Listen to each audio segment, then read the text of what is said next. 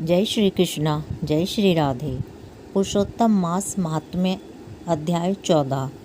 श्री नारायण बोले, राजा इसी प्रकार चिंताग्रस्त रहता था कि एक समय वाल्मीकि ऋषि उसके यहाँ आए। राजा ने जल्दी से उठकर भक्ति सहित उनके चरणों में नमस्कार किया। तब वाल्मीकि ऋषि राजा को शांत देखकर बोले, हे राजन, तेरे मन में जो कोई भी चिंता है वह बिना संकोच कहो, क्या बात है। धनधन्वा ने कहा, महाराज, आपके चरणों की कृपा से मुझे सब सुख प्राप्त है, परंतु हे ब्राह्मण देव, एक बड़ा भारी संदेह मेरे मन में है। सो उस वन के तोते के मुख से लगे हुए शूल को आप दूर कीजिए। वाल्मीकि ऋषि राजा के ये वचन सुनकर बोले, हे राजन, पूर्व जन्म में तुम द्रविड़ देश में एक ब्राह्मण के घर उत्पन्न हुए थे।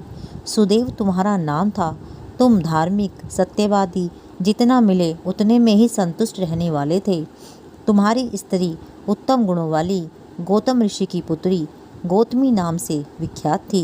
गृहस्थ आश्रम के धर्म में चलने वाले सुदेव को कितना ही काल व्यतीत हो गया, किंतु उसके कोई संतान नहीं हुई। एक दिन आसन पर बैठा हुआ अपनी स्त्री से सेवा कराता हुआ थका हुआ सा वह ब्राह्मण कहने लगा, हे सुंदरी, संसार में पुत्र से परे कोई सुख नहीं है, क्योंकि तप दान से उत्पन्न पुत्र परलोक में सुख देते हैं।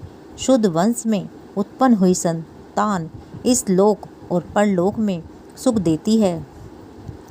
उस श्रेष्ठ संतान को न तो मैं प्राप्त कर सका तो मेरा जीना ही बेकार है।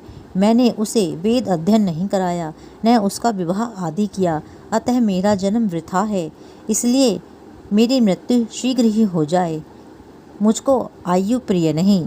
इस प्रकार अपने पति के वचनों को सुनकर उस सुंदरी के मन में अत्यंत दुख हुआ और बोली, हे प्राणेश्वर, ऐसे तुच्छ वाक्य ना कहिए।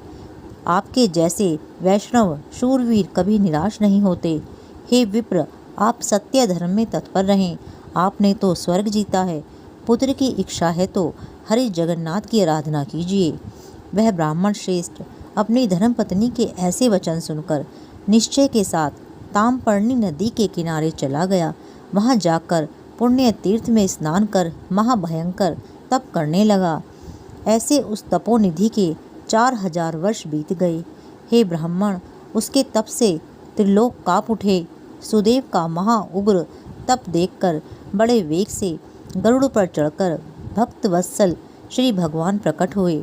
श्री नारायण बोले, हे नारद जी, नवीन मेघ के समान चतुर्भुज जगत के पालन करने में समर्थ उन मुरारी के आनंदित मुख को देखकर बड़े हर्ष के साथ सुदेव ब्राह्मण ने मुकुंद को साष्टांग प्रणाम किया। अध्याय 14 समाप्त। जय श्री कृष्णा, जय श्री राधे।